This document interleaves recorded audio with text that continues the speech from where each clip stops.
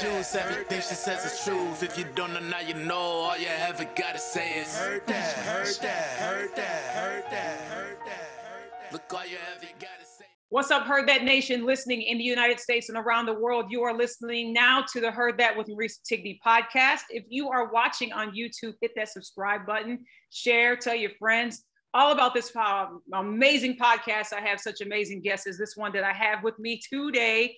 We met in Club Quarantine. And if you're not familiar with Club Quarantine, I'm gonna need you to get out from underneath that rock because it is happening. It is amazing. We're gonna talk about it more on this show. He is a father. He is a graphic arts designer. He has designed this fantastic shirt. Those that are watching on YouTube, he designed this from my favorite movie, Black Panther. Okoye, who was my favorite character from Black Panther. Just a world of talent, an artist. I can't wait for you all to hear his story. He has been through some incredible things in his life, as well as a health scare and a survivor of it 3 times. So if you feel that you need some kind of encouragement or pick me up of something that will make your day and your heart sing, you're definitely gonna wanna tune in and listen to this wonderful man that I have on the show today, Bryan Young. Welcome to the Heard That podcast. Thank you, my sister. Man, I always wonder if ever or whenever I'm introduced, I'm like, who are they talking about? Oh, wait, is that me? It is you. It's you. And as I said on the top of the show, we did meet in Club Quarantine.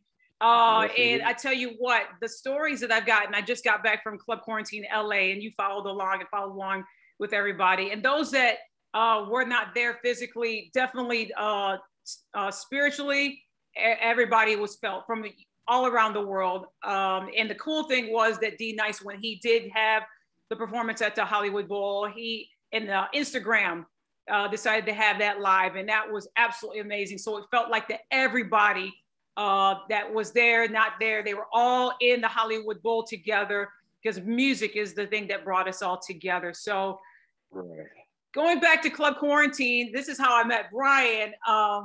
What has Club Quarantine meant to you? Because I know that I could tell you the many of stories that I got via email and then there on site in LA. I had to have clinics on standby because it's incredible what Derek has done for this community. Yeah, well, one, thanks for, having me on and just to share my, who I am and my experience. Club Quarantine to me, what it has meant to me, and how I came about in it. I guess I'm of a certain age where I remember D Nice not as a DJ, but as a rapper back in the day, and I had followed him on the IG when I was still new to IG. Then he started DJing, and I can't lay claim that I was like from day one, but I was early on. And I often tell people, in my opinion, there's a couple of things from my travels around the world that unite us, that defy a language barrier. That's food and that's music. And to break bread with somebody and then to feel the music, feel the lyrics, and then have that shared with others, especially when you're going through something. And this last year and a half has been unlike anything any of us have seen in our generation. And then for me, Club Quarantine was that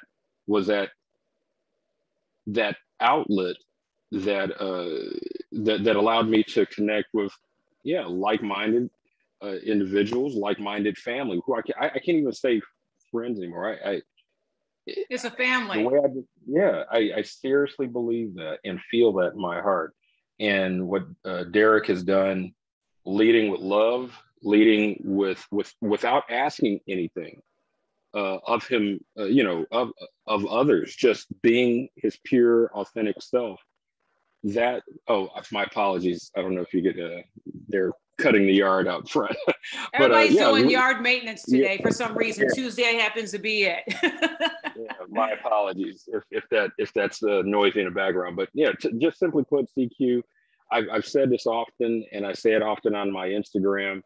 in various manners. The CQ to me since day one has been about love and how we share love, give love, and in various manners, whether that's through our comedy, through our crying together, through getting ticked off at each other because we are a family. Not everybody in our CQ family, we may not always agree, but the one thing that I've experienced is that we can have healthy disagreements and come together at the end because everybody's got each other's back.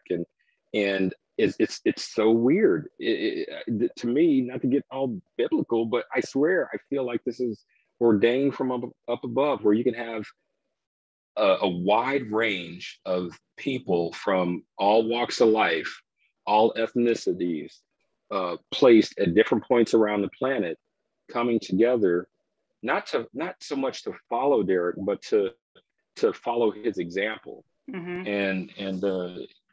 that's what CQ has meant to me. It's meant so much more for me and my family than I don't think Derek will even ever know.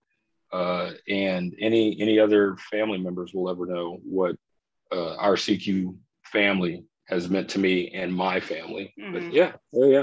I think the beautiful thing is with the people that you got to meet, and as well as myself, and then we met each other, is that it truly is a community of people that is, not just going in there, CQ after dark and, dancing and networking, and the comments are absolutely out of this world, unreal. Silent CQ party, you name it, it is happening. Yeah. But I think the big thing, and it's so cool, and you can talk a little bit about this, and you and I just talked about it before coming on, is there was a situation that you just recently had in your life. And unbeknownst to you, there was Steve Russ is another person, Steve Russ 23. D-Nice got his thing wrong, kept saying Steve Russ 22. Steve Russ 23 on Instagram. And that was funny. I'm glad I caught that on video. And coming together and doing something incredible for you at a time where you had no idea that there was people behind the scenes from the community that was doing all of that for you. So talk about a little bit about that thing that you were going through, and then your reaction finding out the people that you vibed with, some of them you probably didn't even haven't met yet in person, right, did such an incredible thing for you and your family. Yeah, well,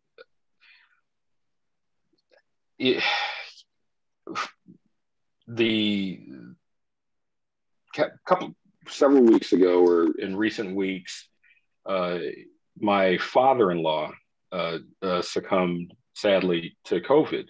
It was yet another blow, not just to me, but now my extended family, of losing family to COVID. In this past year and a half, I've lost so many people in my family, and I admit that I've shared this with a lot of people. I have no problem sharing this, that in the beginning of COVID, before we all went into lockdown, I didn't take it seriously. I was kind of joking about it until I got that first phone call that we lost somebody, and it's like, oh my God, wait, what? And then you get another and another, and then it's like, oh wait, well, we can't have a service in person. And this is, I'm going back to the early days of COVID, when we were all on extreme lockdown, and everything's virtual. How do you pay your respects to a loved one, virtually? And this has gone on a couple of weeks before my father-in-law passed away. We lost one of my aunts, who impacted my life, who lived with us for a couple of years, I think it was about a year. but she was impactful, and just, my heart going out to my cousins who, thanking their mother. So fast forward to what has happened recently, where it wasn't just my father-in-law, but sadly he passed away, but everybody in the household, my mother-in-law, my brother-in-law, sister-in-law, but you know, and I think in one of the group chats, I was just like, hey, I'm just asking for prayers. You know, a lot of, I'm pretty open, but on some things, I guess like anybody, you can be closed off a bit. And I don't want to always, you know, oh, hey, I need your prayers again, because, you know, sadly something unfortunate happened. But next thing I know, I get I get a message from some of our CQ family, Waberia, Christina, Wonder Action V, Sandy, Rochelle. I'm trying to make sure to give respect and flowers to those that organized. Hey, whether you know it or not, we're going to do something for you, because, you know, they know that I've been helping out on a lot of other things in my life recently. And this was going to be a challenge for me, not realizing how my father-in-law passed away in Dallas, but everybody was from LA. So we got to try to not only grieve, but try to figure out how to get, you know, a lot of people to LA. And next thing I know, it's like, hey, we're going to put on some fundraisers for you. And I said, wait, what? You don't have to do that. And the response I got was, nope, too late. We're not taking no for an answer. And Steve Russ, who I know, and he's my brother from another mother. I keep threatening him with, hey, I'm going to get you some moonshine, because that's a part of my family story. Right. And he's like, hey, brother, no, that's really messed me up. But, you know, to me, words cannot describe how. Yeah, I've run out of adjectives. They need to come up with a new dictionary to come up with the words to describe what our CQ family has done. And I've shared with some people, and I'll in DMs back, I've got so many people that I want to personally thank, and in my family, we all want to personally thank. But I said, you know, for me, any unused monies that people have donated, any unused monies, I don't care if it's $1 or $100, we're donating to charity, because I am respectful of all our CQ family. I'm respectful that people work hard for their money, and for people to come out of their heart and their wallet to donate to us, to help us in our time of grieving and need. That means a lot, and I don't take it lightly. So we're going to donate. And like I said, I don't care if it's $1, 50, whatever is not used, we're donating it to a charity in my father-in-law's name, and that'll be from all of our CQ family. But that's just a prime example. I didn't ask. And they just went ahead and did it. And it was so beautiful that night. And, you know, Steve played so many incredible songs. He was trying to get through the set. Maybe the wine made him shift a little bit, because, you know, he was saying, you know, basically he couldn't.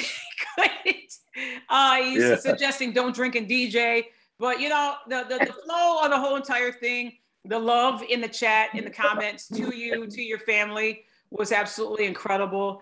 And I'm just, you know, so thankful and grateful for, you know, seeing it in comments is one thing, but seeing it in person is another thing, and able to witness that love is real, and to capture all of that, you know, on footage, as I was able to do and blessed to do, and to share it with everybody, because I wanted to see when love enters the room, what it can do for everybody when it flows through.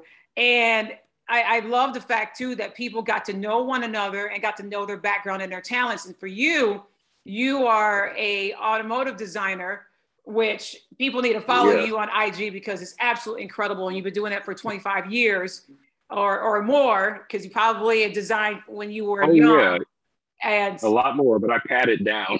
Yeah, well, 25. I mean, you're doggone talented. As I showed off this shirt, I mean, you got some amazing merch that people need to. I think, and I'll probably get another T-shirt, because I think they're just absolutely incredible tees. And yes, you did this design and all that. But give me your automotive journey. You're a gearhead. You love cars. I know some guys, especially my husband, who is a gearhead himself.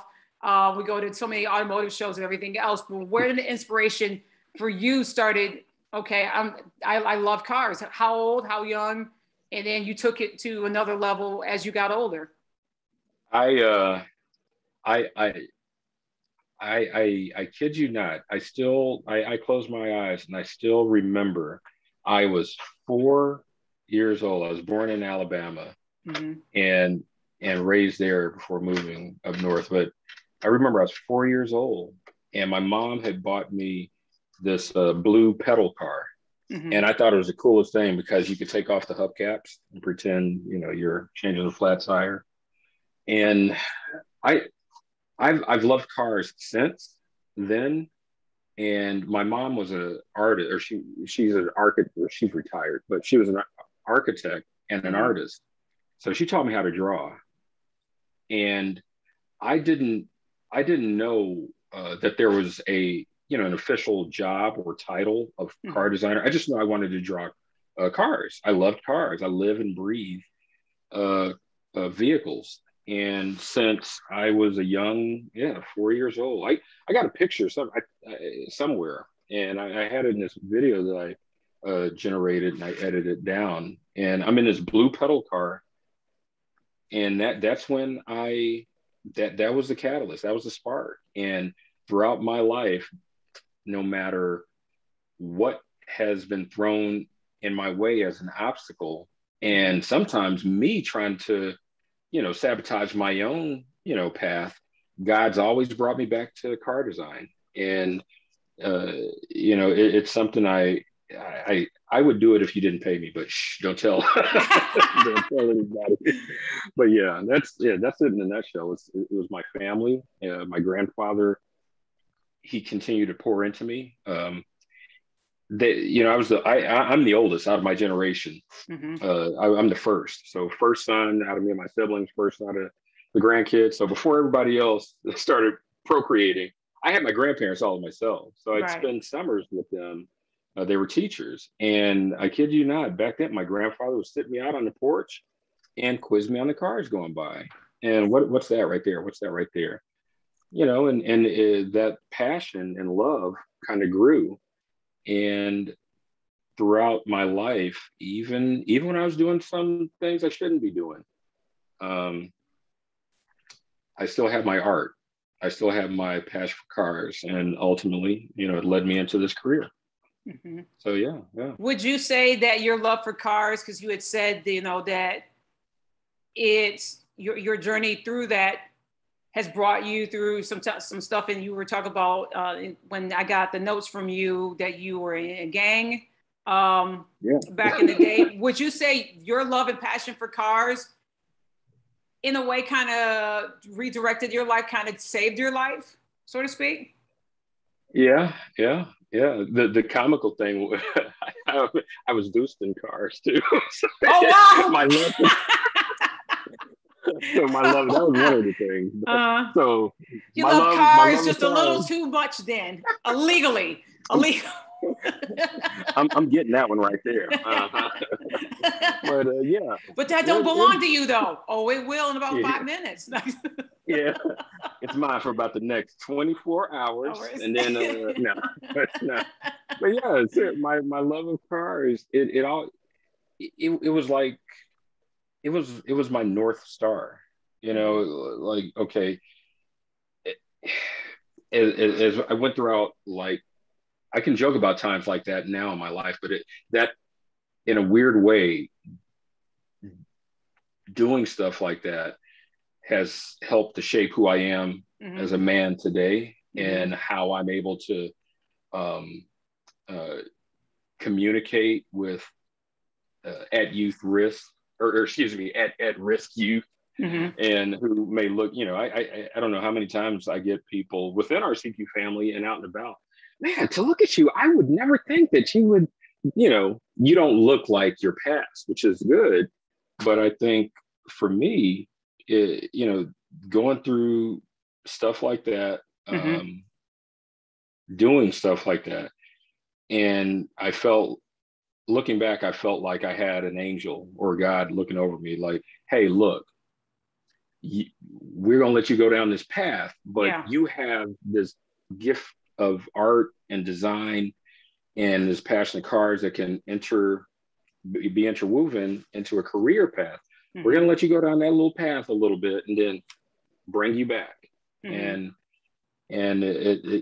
cars design, it's always been there, and it's opened up a whole new world in other aspects of my design profession. So And what doors has it opened for you? Because like I said, you're incredibly talented. And like I said, at the end of the show, we'll have you drop your social media handles so people can see your art design, your design for, you know, this merchandise. And I keep pushing merchandise because people need to buy it from you, because it's just incredible what you have done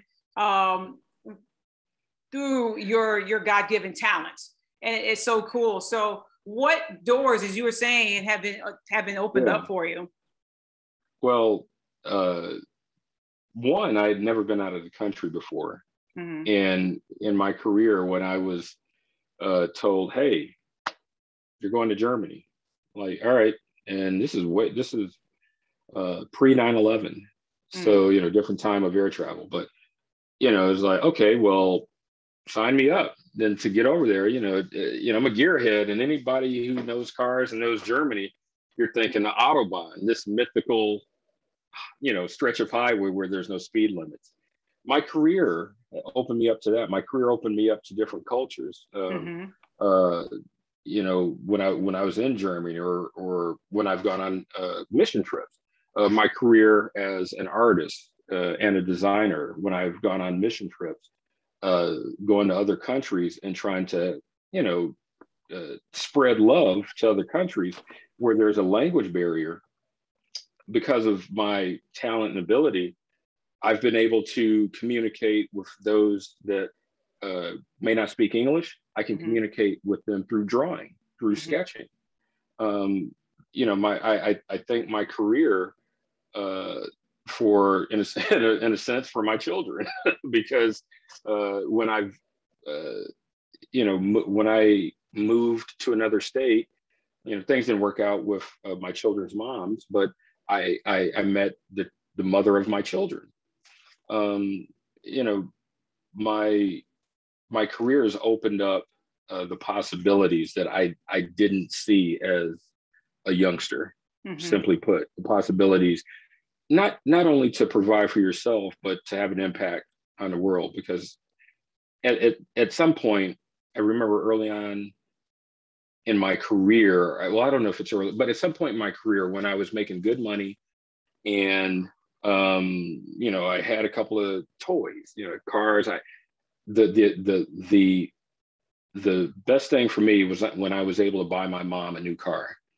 And, you know, every kid's dream, oh, when I grow up, I'm gonna, you know, Mom, I'm gonna take care of you, or, you know, athletes, I'm gonna get you a house. I'm like, all right, well, it got to the point where I was like, well, I'm taking care of myself, taking care of my bills. I didn't feel fulfilled as a person, as a man. And then I noticed I had 2 cars, a bike in my driveway. My mom's rolling this 30-year-old jalopy. I'm like, that is not right. And, you know, was able to buy a car. I want to be clear. It wasn't like a Ferrari. No. I was getting ready to ask him, like, did you design the car for your mama? No. The Ford Focus, people. Yeah, don't ask me what I was driving at the time, but no. But yeah, it was my mom. It was the thought, and so my career has allowed me to do things like that, and it's opened up and reminded me of my heart and why we're here. And and I think people who know me, and especially in our extended CQ family throughout this last 18 months, this is who I am. So, you know, a lot of people can fake it, but for how long? This is me. So my career, it's opened up a lot of doors for me on the personal front, on the professional front, and just hopefully it allows me to continue to give back. So that's incredible. So are your sons as passionate as well of cars like you are? Or they're just like, Dad, Oh man, you're too obsessed. No. yeah. My youngest.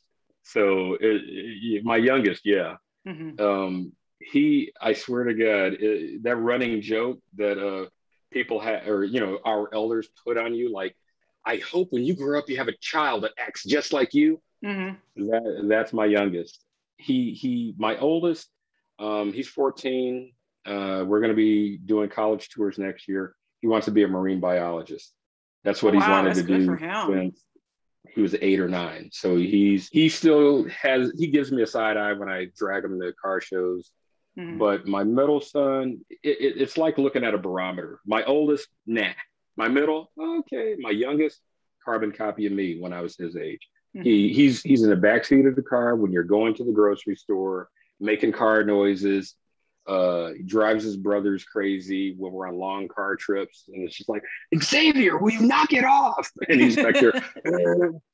It just makes it lower. So yeah, my youngest is a lot like me in that regard. And actually, my nephew, my sister's son, he recently told me that he wants to draw cars for a living. And my sister's like, well, go talk to Uncle Brian. That's what your uncle does. So yeah, that reminds me of, this goes for anybody in general. You have no idea the passion you have for whatever it is in your life. You have no idea how it can impact the family or friends around you, and you could change a generation. So that's what I hope I'm doing with my youngest anyway, since he seems like he's going to follow my footsteps. But he may do that, or he may be ended up in NASCAR, because we see slowly but surely people of color be NASCAR drivers. So your son may be the future NASCAR driver. I mean, he may drive his brothers crazy now, but then when he's right there on the track and winning those championships and getting endorsement deals, I'm just saying, we just speaking into existence with the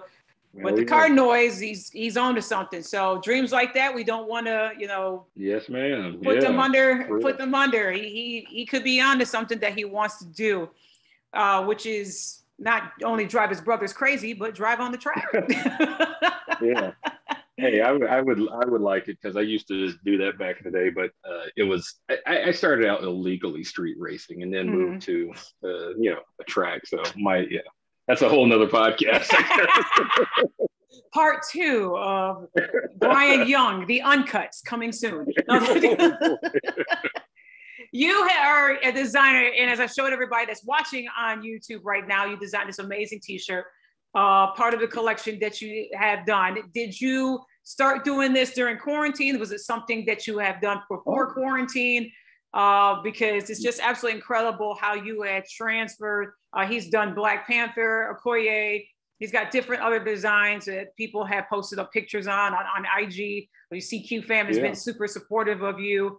So what was the inspiration of this fantastic merch that made you start doing this? Yeah, absolutely. Well, a lot of people, I'll dispel the common assumption that it was started during quarantine. Actually, that was started years ago. Oh, wow. When the movie was coming out, the first Black Panther, and talk about what serendipity.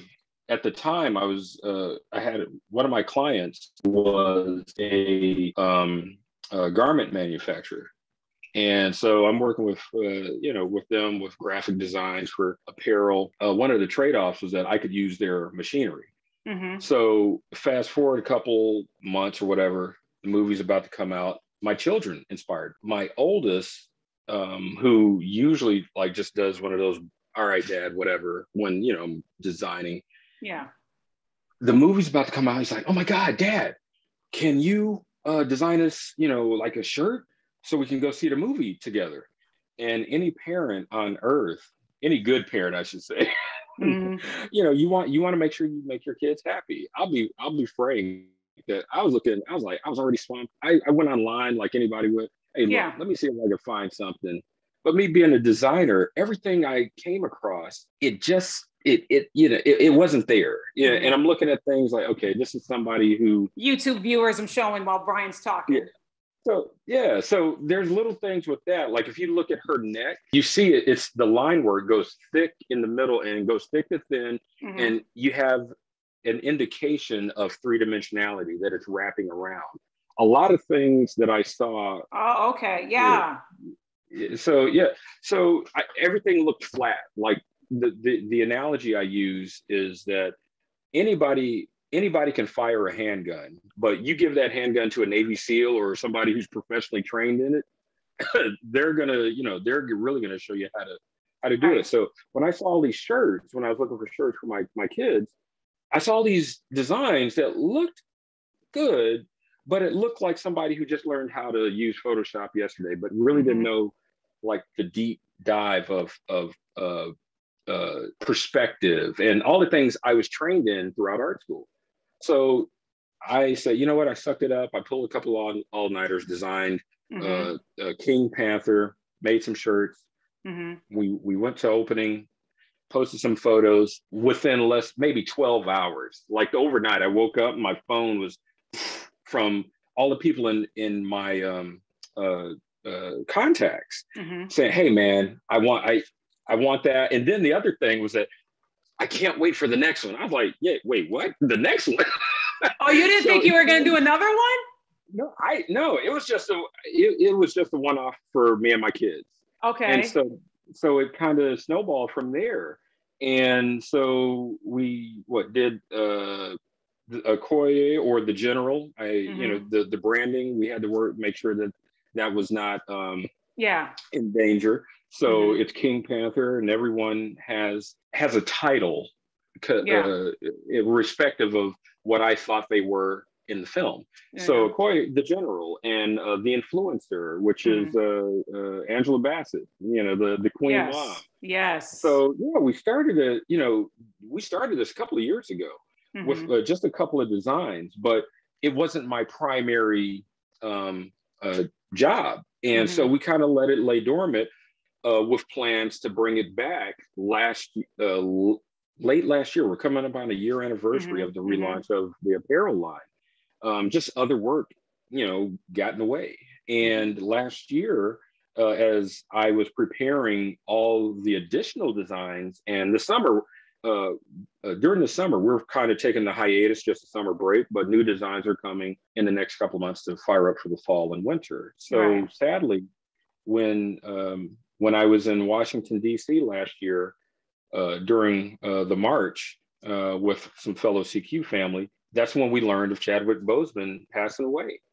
And that's when it was like, you know what, we're going to launch this. We're going to move up our launch date, which let's just say caused havoc. But we launched, we moved up the launch date, started with just a limited color supply. And this summer, for practically all of the Panther line, we launched the summer color collection. So it's a wide array of colors available. But originally it started a couple of years ago with the inspiration from my children, and I didn't think it was gonna go anywhere. And lo and behold, here we are, and planning, another series. I love the design of what you have of your merchandise, and I'm gonna tell you why. Because of the fact, and you just mentioned it, where it looks like somebody just went and just took a picture from a comic strip or whatever, and then multiplied it, pixels, made it so big, and then pressed it onto a shirt, and then, selling it for $25, where it looks like, if I wash this a couple of times, it's going to come apart. This is a quality tee. That's already pre-shrunk. I haven't had any issues with it.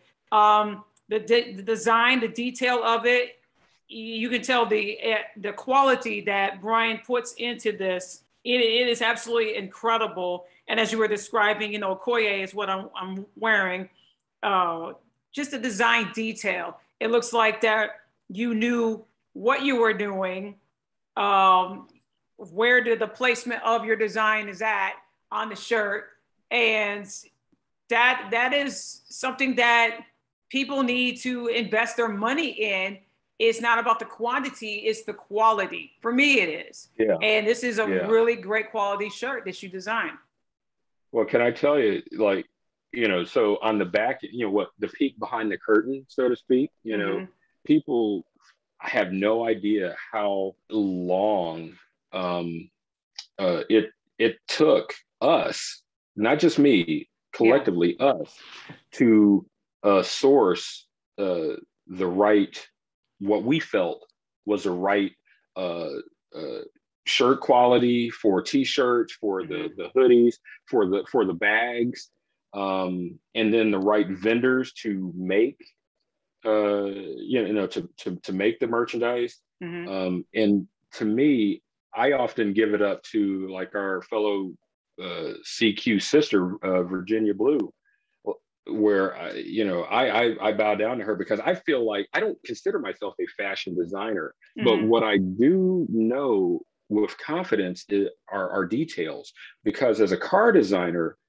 I look at my fashion through my car designer lens, how when I'm in the studios at the various companies over my career, how we're sourcing materials for an automotive interior, where sew lines go. And so that attention to detail plays into our products for the fashion line, even down to the packaging.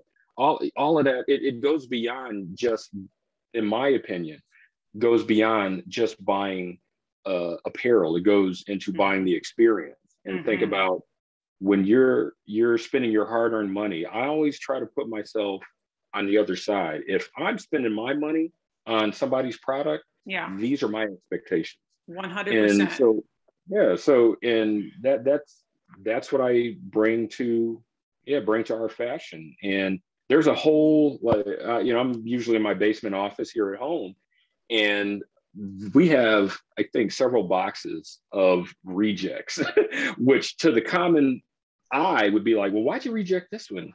And I'll say, well, look, it was off a couple of millimeters. The graphic was too low. Or oh my gosh, I'm the same way. Yeah, I am the same way. If it's something that I'm not gonna wear, I'm not gonna sell it. Because I just recently launched my store as well, and so I'm like going, I want good quality shirts that don't shrink.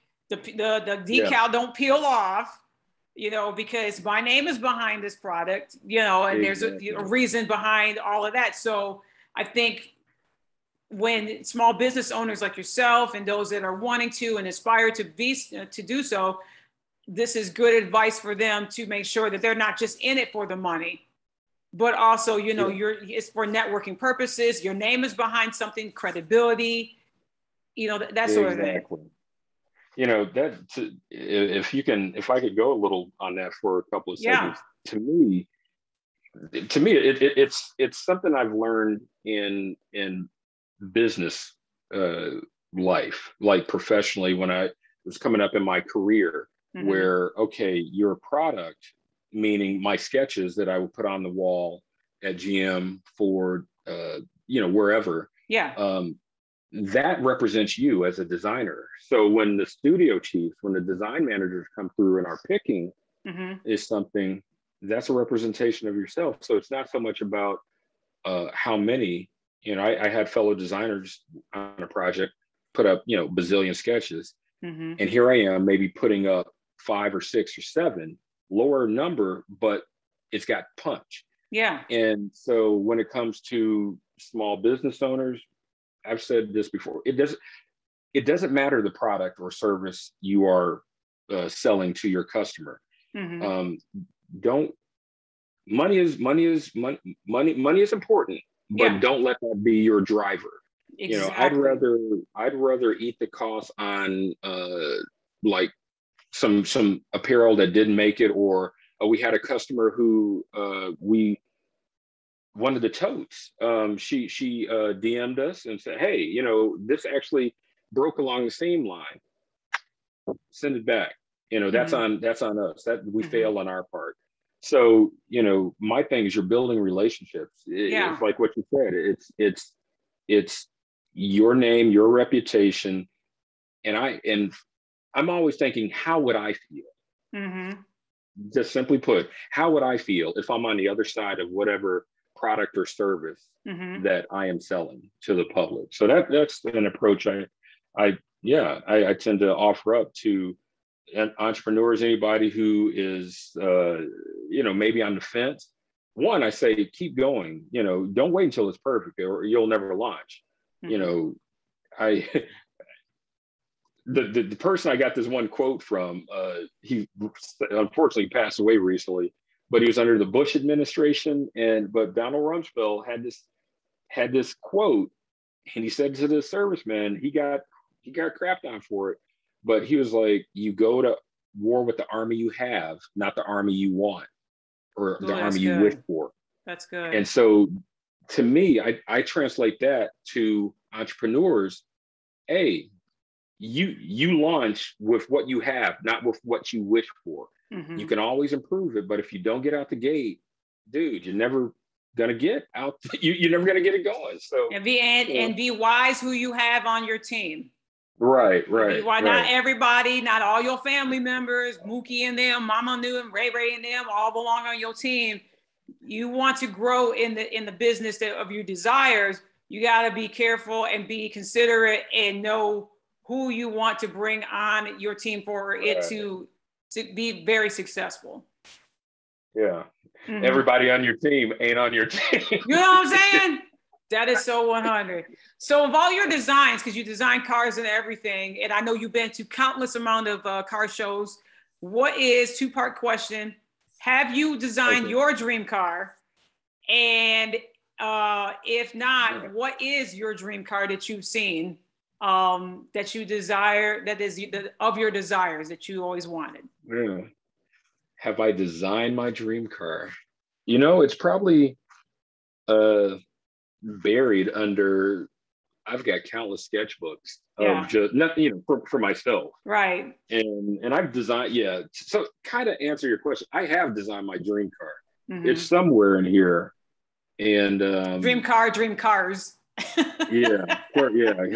like kids or, you know, friends. Don't try to answer, well, which one is your best friend or who's your favorite friend. But one, I have designed my dream car. I'm looking around. I wish I had a sketch available, because there's one I sketched recently, mm-hmm. and it was for a client. And I kept it for myself. I didn't show him because I'm like, man, all right, that's going in the Bryan folder right there. We're gonna come up with something else. So my dream car though, I can describe the guts of it. Mm-hmm. Styling wise, it's weird because usually my response is along those lines are like the next thing I sketch will be my favorite, because mm-hmm. I'm always looking forward. It's hard. You ask any professional designer of any category, whether it's cars or fashion, furniture, odds are their next one that they do is going to be their favorite. Right. But I'm a gearhead. I know we have electric vehicles on the horizon, but and I get that. I'm working on one right now. But call me old school. I want an engine with a manual transmission. And I've designed, I've designed my dream car. Second question to answer to your second question. Like, as far as a car now that could be that's so challenging. I feel from a design standpoint right now in the automotive industry, we're kind of in a gray area of design. Mm-hmm. Every so often throughout my career, and even when I was in art school, I would assume, like, maybe in movies and TV and in music even, there's these peaks and valleys where you're like, wait, that sounds like that other song, but that's not such and such. Same flavor. In automotive design, we go through those peaks and valleys where if you take off the badges, and I've done this recently where I kind of saw a car going by, new car. I knew the designers, mm-hmm. and that's the other thing. I knew the designers personally, and I just kind of held my hand up over the badge as it drove by, and I swear it could have been any other vehicle within its category, styling wise. So There are some hits out there, but they're usually in the higher price point. There's this car, De Tomaso, which was a very respected sports car, Italian exotic from back in the day. Mm-hmm. And a lot of wealthy people banded together and brought back a one-off. This thing is gorgeous. It's like sculpture on wheels. And mm-hmm. that right there, but you're talking $3, $4, $5 million. Oh, that's all? yeah. I need to write a check. Like, that's it? Yeah. But yeah, so I guess it depends on that question. I don't know if I can answer it simply, cut and dry. Mm-hmm. But like if you were to say, hey, Bryan, what's your favorite car within this category, or, mm-hmm. This price point, or what's your favorite SUV or convertible or what have you. But overall, I love fast. That's my thing. So, if it breaks the speed limit, it's and looks good. Mm-hmm. Yeah. But, hopefully that helps, but That's good. I mean, that's good that you sketched out, several of your dream cars and you continue to sketch and everything else. I think what's really cool too is that you'll post up some of your sketches and you'll be like, I know late nights at 2 a.m. I had this visual to be in there. And for people that, are listening to this, I personally have beside on my nightstand, always have a pad of paper and a pencil, because an idea will come to me to do with this podcast or, a design or something or whatever for my merchandise and all. And, you don't want to sleep on those ideas because they only drop down into your mind and your spirit and your heart for such a moment of time. And if you think, and someone that's done this, myself, think that, oh, I'll remember it in the morning. And then you get up in the morning and it's not there. So I'm sure that you've had several of those happen where you've had those God ideas, is what I like to call them, come to you and you're just like, so it's amazing when I see your post and you're like, it's 4:45 in the morning and I'm drawing this car.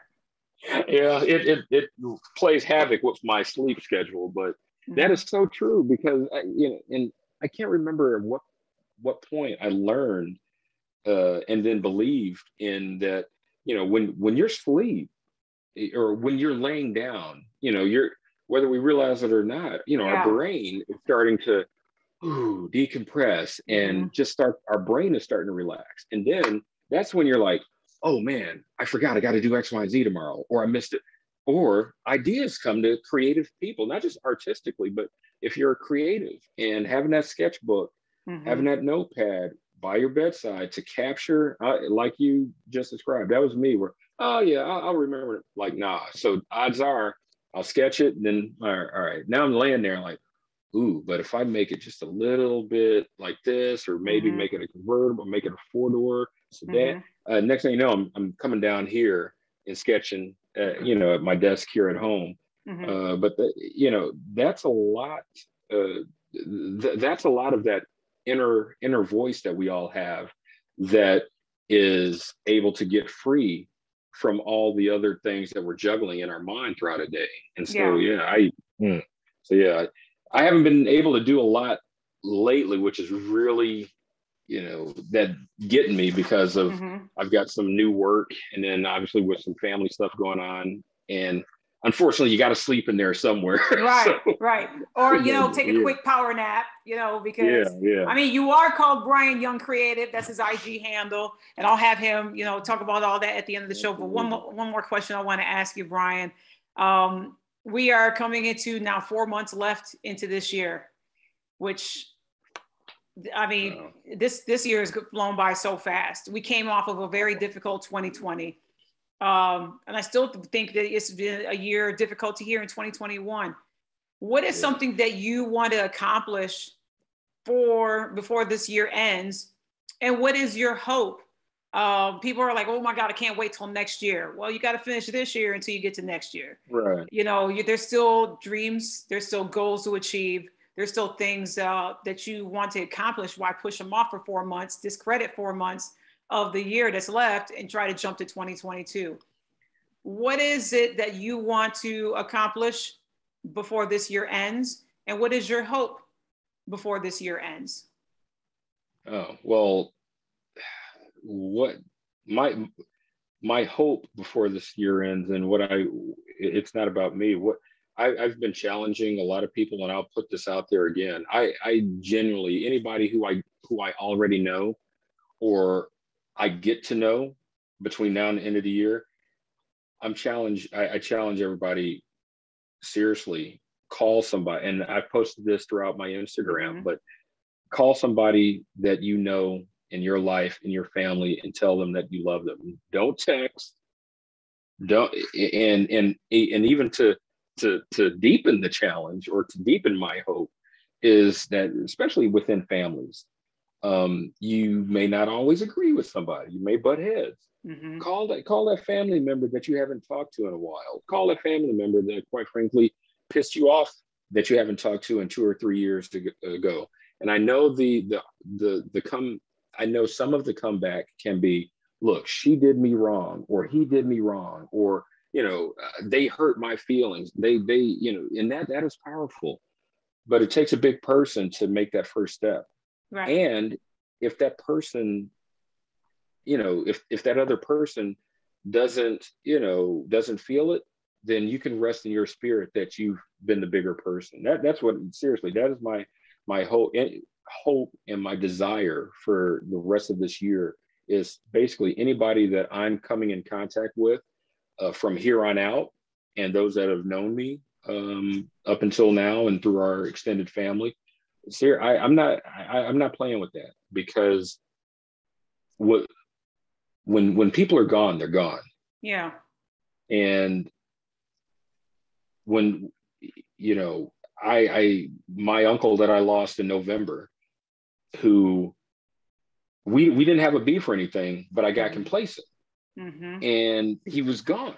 And I'm like, man, there's things that I wanted to say. Yes, people know you love them, but it doesn't hurt to just pick up your phone. Well, pick up your showing how old I am. Pick up your phone and rotary dial. The rotary dial. Rotary dial. It's simple. It does. We make things so complicated as we grow into our adulthood. Kids have it easy, or they have no filter, because kids have no problem telling their friends, "Hey, I love you." And it gets more challenging for us as we get older. So my hope and my desire and my challenge and humbly request, seriously, just call somebody, and especially if it's somebody you've had a beef with in your family. You never know when, as soon as they pick up, and they may pick up with an attitude, be prepped. But oh girl, hey, I just wanted to say I love you. I know in my family, they would probably be like, what you want? Like, no, I don't want anything. Seriously. You never know where the conversation can go and where healing can begin. And for 2022, man, I'm gonna keep it light.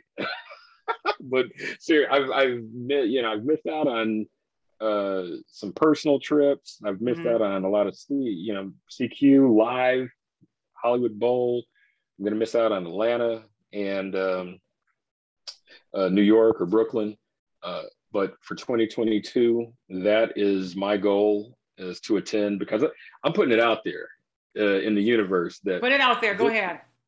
That if the CEO of Club Quarantine, Derek D. Nice Jones, my brother, if he's ever watching this, I'm putting it out there in the universe that he don't know what he started.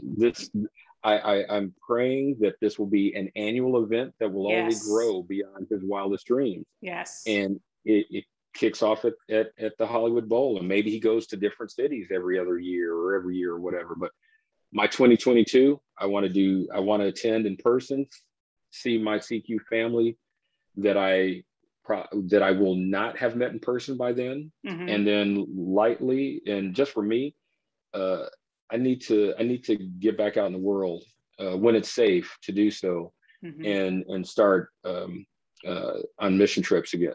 We would take mission trips every year, and that's something that feeds my spirit and soul. But to give back and not being able to do that the past almost 2 years now, that's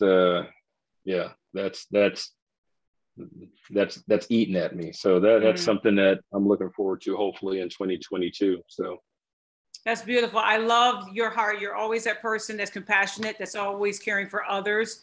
And it was a beautiful thing when people came together and wanted to do something for you and your family. And it was deservingly so, because you are that person that thinks of others first before yourself. And so I wanted to tell you that you are appreciated and you are loved by so many people that you don't know, people that you do know, people you have not met yet. There's always conversations that happen in CQ and Club Quarantine that they will full of, well, where's Bryan Young Creative, or how anybody check on Bryan, see how he's doing. I mean, it's real. It's absolutely real. The impact that you have made, whether through your designs of cars, whether it be through your merchandising of t-shirts, your tote bags, whatever the case is, Bryan, your presence is felt through all of that. And I just wanted to let you know that. And I want people to follow you. So drop them social media handles so they can follow you. Yeah, absolutely. That's probably one of the things I need to get better at is myself. But yeah, on Instagram, simply put, Bryan Young Creative, and that spells Bryan with a Y. I've had people tell me, I can't find you. Oh, how'd you spell my name? So yeah, on Instagram, it's Bryan Young Creative. And let's see, my website for the apparel line, again, simple, bryanyoungcreative.com. Again, shameless plug, but not shameless. Yeah. But yeah, bryanyoungcreative.com for the website for the apparel. And actually, if anyone requires design services, that's something that I've really not, talked about. You kind of get a hint of it with my late night sketches on my Instagram account. I usually post sketches of projects, or excuse me, sketches from projects that are either A, not chosen, or that I've come up with that I haven't shown or given to a client. Right. So bryanyoungcreative.com is the website for apparel. They can send a message through that website to get to me, or send a message through the Instagram account if there are design services. I've designed everything from cars to I designed a wedding ring and an engagement ring, prom dress for a colleague years ago. Because I don't want people to think, oh, well, he just designs cars and he just does apparel. It's the same thought process applied to whatever the project is, whether it's, like I mentioned, whether it's a prom dress, where I learned a lot about cut and sew. I had a recent project with a leather goods company for a leather product. And so if there's a design service that somebody requires, a professional industrial designer, give me a shout. But I hope people go to the website for the apparel, look, especially with the new summer color collection applied to, I believe it's applied to all of the designs in the Panther series. And I'm embarrassed to say I got to double check to see if it's applied to the others on the website. And I should share that lastly, that along with the Panther series that were inspired by the movie, we have a Black affirmation line. And that came about from, I'm very socially, as the late great John Lewis would say, get in good trouble. So, I have, a part of me that is a fighter for social justice, not just for African Americans, but for those not represented. And with all that has not just gone on in our country in the past year, but well before any of us were born, right? People of minority descent, it hit upon me. Hey, look, let's try to get some positivity out there in the apparel. So we have, which I was surprised, one of our bigger ones, Black is not a crime. Simple. But why is it that I shared this earlier in a meeting? Why is it that when I'm dressed like I how I am now, just coming from an office environment. Right. And I go into a dealership, for example, and this is not everybody's experience, but I get a second look. Mm-hmm. But yet, if a colleague of mine who may be a couple of shades lighter go in, and they get a different experience. It's some of these biases and sadly some negative thoughts that I want to try to turn around with the Black affirmation line, where Black is not a crime, Black is beautiful.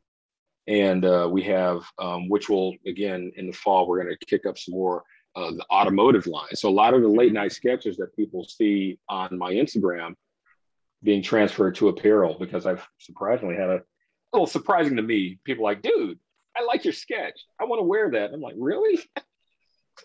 It should not surprise you, Bryan. You're really, really good. You're talented. You're using your God-given talents, not only just, you know, for your career, but you're using them for good. And it's making an impact everywhere. It's making an impact on your social media handles. It's also making an impact for people that see it, that buy it. You know, the march and the things that you believe in and taking a stance in, it's all around making an impact. Your voice is being heard. And I think your voice is being heard through your merchandise too. And then when people get that and they support you and they support what you're doing, it's absolutely incredible. So I am so grateful that you said yes to coming on here and just sharing your journey and sharing your design journey and sharing your CQ story. And I'm hoping, and we're throwing this out here, Derek, hopefully you swing by Detroit and Dallas on your, this tour continues, which we know is going to continue, but I would love an excuse to fly home to the Motor City. Absolutely. If he has, you know, CQ Detroit, CQ Dallas, just throwing that out there. So Hey, there's a great venue downtown, what was known as Shane Park, which was renamed after Aretha Franklin's death. For those that haven't been to the city of Detroit, it is an excellent venue. It's outdoors, right off the water. People roll up in their boats. And that, I just, like Derek put in the universe, I just envision that as an awesome spot for a CQ Detroit stop, CQ Detroit line spot. We're throwing that out there. 2 or more agree right here on this podcast. We're throwing it out there. Bryan Young, thank you so much for coming on the Heard That podcast. All right. Thank you for having me, sister. Truly. You're very welcome. And as I always end the show, Heard That Nation, take care, stay safe. We out.